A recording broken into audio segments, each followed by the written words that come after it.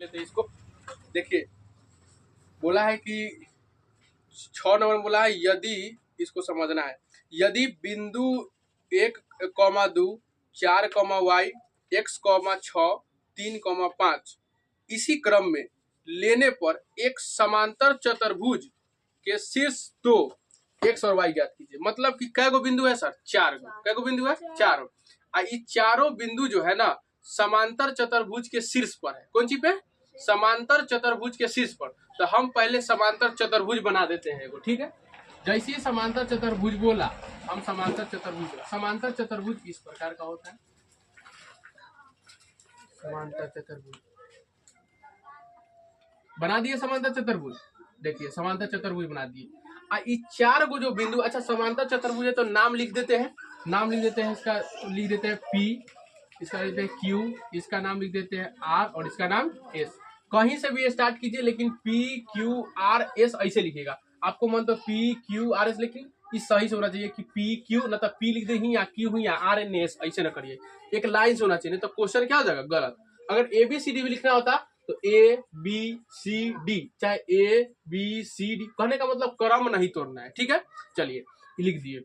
अब PQRST लिख दिए। अब 4 गो था ना तो चारों बाई लिख दीजिए आराम आराम से। तो पहला बिंदु बोलिए क्या है? 1,2। 1,2। चलिए एक बार बोलिए। 4,y। 4,y। एक बार बोलिए। x, 6। और बोलिए 3,5। 3,5। हम यहाँ काहे दिए हैं? क्योंकि हमको बोला है कि ये चारों बिंदु जो है ना समांतर चतुर्भुज के कहाँ पे है सर? शीर्ष पे, मतलब माथा पे, तो कोना पे, सब पे कोना पे दे दिए, दे देते हैं। अच्छा अब देखिए आगे क्या बोला जा रहा है। इतना तक कर दी, इतना में कोई दिक्कत ना मान भाई, हे भगवान। आगे कने गया। हाँ, चतुर्भुज के शीर्ष पर है तो x और y ज्ञात कीजिए। तो देखिए इसमें दिख रहा है ना x और y दिख रहा है ना, तो x के जगह पे क्या होगा, y के जगह पे क्या होगा, यही हमको ज्ञात करना है। अच्छा ज्ञात कैसे होगा से हम लोग देखते हैं। तो सबसे पहले हल लिखिए, ज्ञात कैसे होगा से देखिए।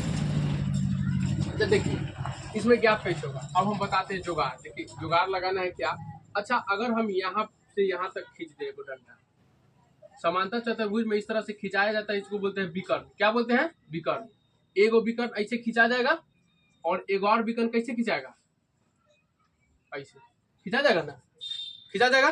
चलिए अच्छा अगर हम खाली ई डंटवे को ले, अगर ई डंटा को हम लेते हैं, अच्छा ई डंटा को हम इस तरह से ले लेते हैं, ये डंटा, तो ये जन का क्या नाम है सर? Q, और ये जन का क्या नाम है?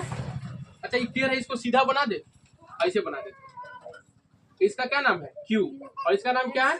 S। S पर कितना है? 3,5 और Q पर कितना है? इसको समझिए ध्यान से। अच्छा बताइए, ये देखिए एगो रेखाखंड है ना, रेखाखंड एगो रेखाखंड है ना। अच्छा रेखाखंड है। अच्छा बताइए ये खड़े ऐसे गया है और ऐसे गया है तो कहाँ बीच में काटा है ना, बीच में काटने को तो मध्य बिंदु बोलेंगे। क्या बोलेंगे? मध्य बिंदु। तो ये है मध्य बिंदु। क्या है? मध्य बिंदु। यहाँ पे ये है ना मध्य बिंदु, यहाँ पे मध्य बिंदु। वैसा ही जैसे ई वाला SQ का मध्य बिंदु है, वैसी PR का मध्य बिंदु यहाँ होगा कि नहीं? देखो PR भी बना देते हैं, PR, P और R। तो P कितना है सर? 1,2। अब इसका उपयोग होगा। R कितना है? x, 6। हमको निकालना है x और y का मान, इसी के लिए जुगाड़ लगाया जा रहा है। तू अभी थक्कल है बेचारे, तू का नंदनी कला वैसे करे, तू न करो इसे। देखिए तो जैसे ई वाला देखे कि ऐसे जब इसको ऐसे साटेंगे सर, यहाँ पर जब रखेंगे तो ई बिंदु यहाँ चल जाएगा, आ जाएगा। वैसे इसको जब यहाँ रखेंगे तो ई बिंदु यहाँ चल जाएगा, आना जाएगा बिंदु। अच्छा चलिए अब हमको निकालना है x y, लेकिन हम पहले क्या निकालेंगे? ई बिंदु। देखिए ई जो है, ई बिंदु जो है ई दोनों के बीच में है ना, ई बिंदु जो है ई दोनों के बीच है ना, तो हम कहेंगे कि SQ का मध्य बिंदु ही है ना, SQ का मध्य बिंदु।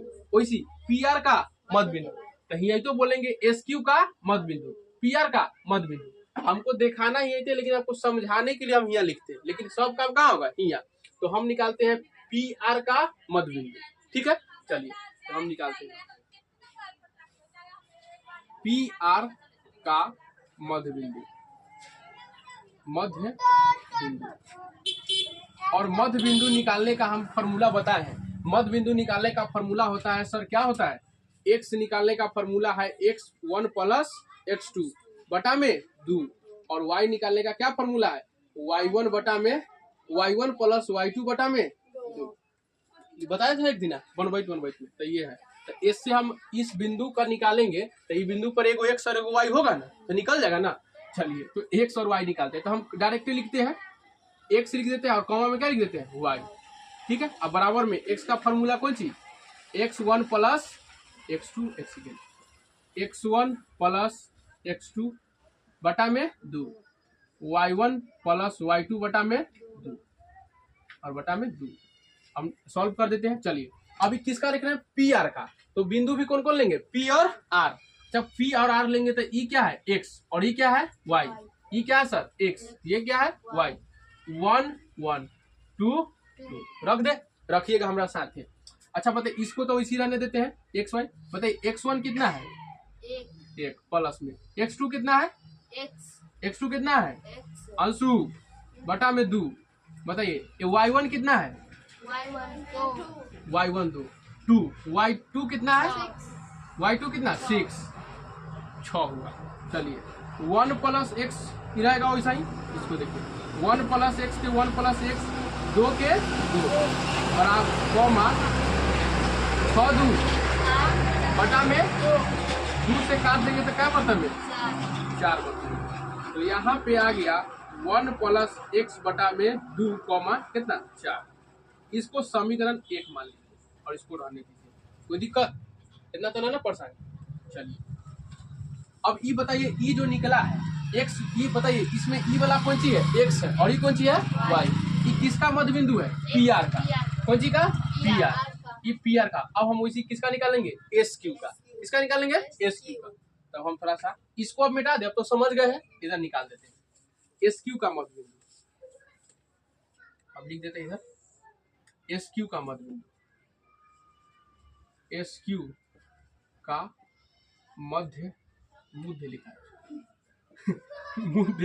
मध्य बिंदु, एस क्यू का मध्य बिंदु। अच्छा वैसा ही फॉर्मूला रहेगा। चलिए x, y बराबर x1 प्लस x2 बटा में 2, y1 प्लस y2 बटा में 2। चलिए रखिए x1। अब देखिए अब किसका किसका लेंगे? s और q। तो s को इसको मानेंगे x1 और इसको y1, इसको x1 और इसको x2 और y2। ठीक है ना अंशु? देखो यहाँ पे अब रखाइए x1 कितना है सर? 3 प्लस x2 कितना है? x2 4 बटा में 2, y1 कितना है? 5 प्लस में y2 कितना है? y बटा में 2। ठीक है 4 3 कितना हुआ? बटा में 5 प्लस y वैसी रहेगा बटा में 2।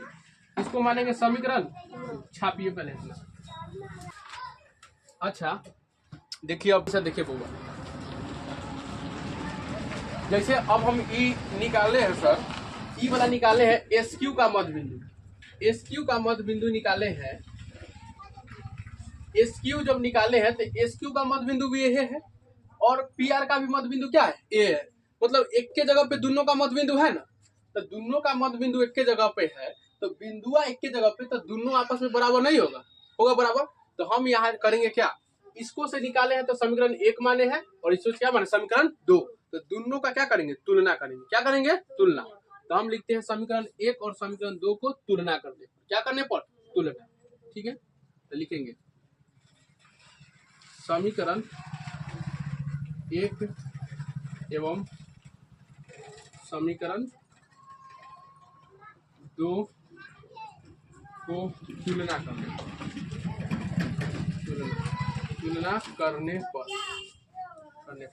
तुलना करने का मतलब बराबर में लिखना। कैसे लिखना? बराबर में।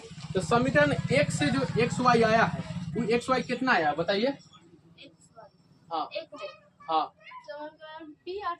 1 प्लस x बटा में 2। हाँ 1 प्लस x बटा में कॉमा 4। क्या हम इधर वाला एक्स वाई लिखेंगे? नहीं, खाली ये लिखना। समझ में आया? वैसा ही तुलना करना मतलब बराबर। अब बताइए अब इधर समीकरण 2 कितना है? 7 बटा 2। 7/2 कॉमा 5 प्लस वाई बटा में 5 प्लस वाई बटा में 2। चलिए मेरी बात यहाँ ध्यान दीजिए। अच्छा बताइए, इसमें ई वाला x का है और ई वाला y।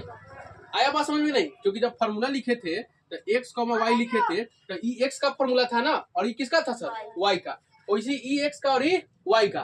तो यहाँ पर भी हम तुलना करेंगे। तो बताइए, इधरो ई x का, इधरो ई x का, तो x वाला x के साथ और y वाला।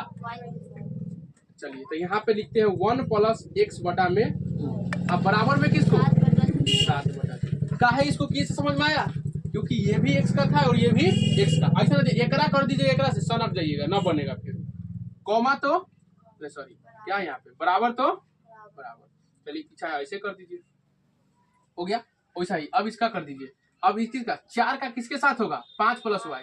तो 4 बराबर 5 प्लस वाई बटा में 2। ये बात समझ में आया? ये याद रखिएगा तभी होगा।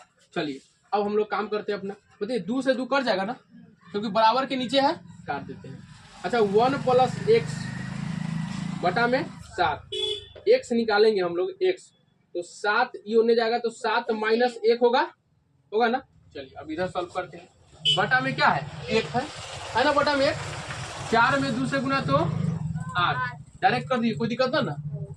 1 में उतना से उतना ही 5 प्लस y निकालेंगे तो 8 है पहले से, ई प्लस माइनस 5 होगा, तो y बराबर कितना आ गया? 3। तो चूंकि x का मान कितना आया? 6 और y का मान कितना? 3। हमको यही ना बोला था कि x के जगह पे कितना होगा और y की जगह पे कितना होगा। तब हम लिखेंगे अतः x बराबर x कॉमा y नहीं, अतः x बराबर कितना आया? 6 और y बराबर, छाप लीजिए आप। ये नहीं, आपको ये नीचे उतारना है।